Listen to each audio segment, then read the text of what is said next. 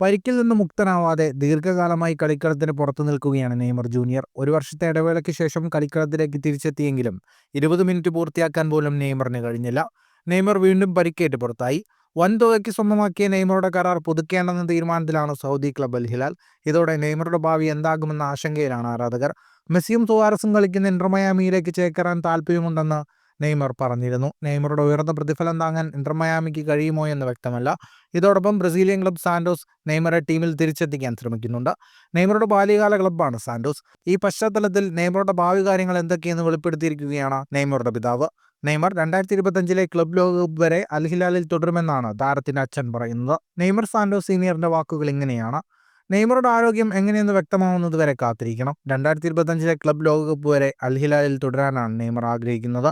ഇക്കാര്യത്തിൽ നെയ്മറാണ് അന്തിമ തീരുമാനമെടുക്കേണ്ടതെന്നും താരത്തിന്റെ അച്ഛൻ വ്യക്തമാക്കി. 2025 ജൂൺ 30 വരെയാണ് അൽ ഹിലാലുമായുള്ള നെയ്മറുടെ കരാർ.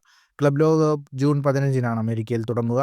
ഫുട്ബോൾ ലോകത്തെ കൂടുതൽ വാർത്തകൾക്കും വിശേഷങ്ങൾക്കുമായി സ്പോർട്സ് കഫേ ഇപ്പോൾ തന്നെ സബ്സ്ക്രൈബ് ചെയ്യുക.